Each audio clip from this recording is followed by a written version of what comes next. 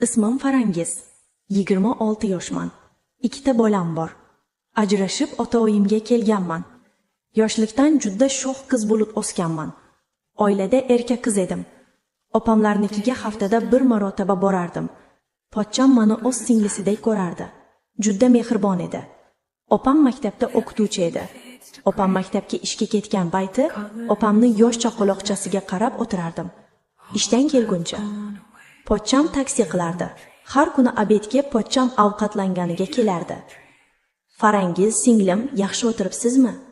deb shirin va mayin gapirardi. Yo'q, rahmat pochcha. Imronbekka qarab o'tiribman.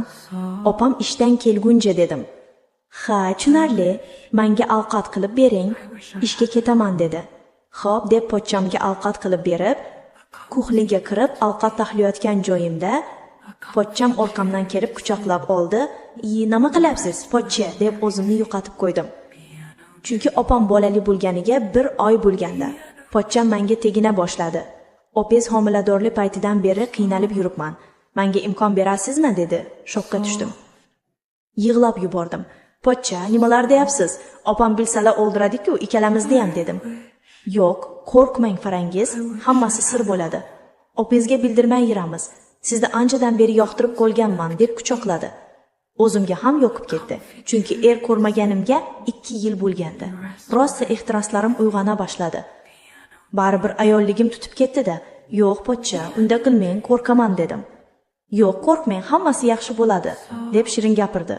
Oxiri quchoqlab oldida sekin galamnissaga yotqizdi. Pochchamniki turib ketgan edi. Rosa oyog'imni o'rtasiga tiradi. Qattiq turgan edi. Rosa yoqa boshladi. Sekin qo'llarini 2 tarvuzchamdan eza boshladi. Oh, mazza. Rosa yoqib qoldi. O'zim ham quchoqlab oldim. Pochcham baquvvat inson edi. Sekin shimini yechdida go'sht kaltagini tirab oldi. 2 oyog'imni o'rtasiga. Shu payt opam ishdan kelib qoldi. Eshik taqiladi, birdan kiyimlarini kiydi pochcham. "Farangiz, menga ovqat taxlab bering, ishga kech qolyapman" deb baland ovozda gapirdi. Opamni bilmasin deb, "Xo'p, hozir pochcha" deb ovqat qilishga tushdim. Eshikni pochcham ochdi. Opam kirib keldilar.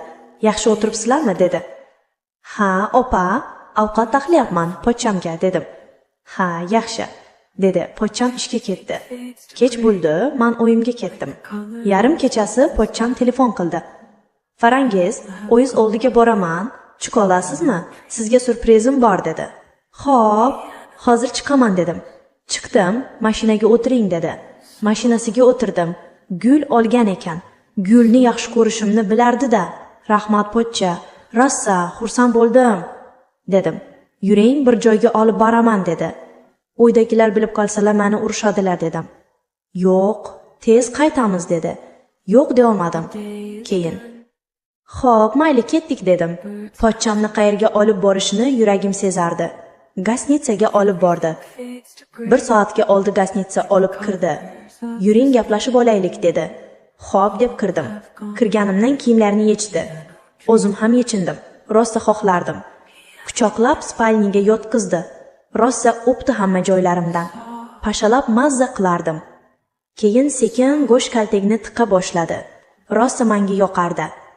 Mazza qilib 1 soat yotdik. Ichlarimga tashlab yubordi. "Sizni yaxshi ko'raman. Endi har doim shu joyga kelamiz" dedi. "Xo'p" dedim. O'zimga juda yoqdi. Pochchamni yaxshi ko'rib qoldim.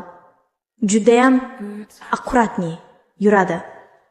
Haligacha sirligicha qolib kelmoqda. Hozir ham har doim xohlasam mazza qilamiz. Opam lekin bilmaydilar. 2 marta homilador bo'ldim. Oldirib tashladim. O'yimdagilar bilmasin deb. Hayot davom etmoqda. Eri yo'qlar.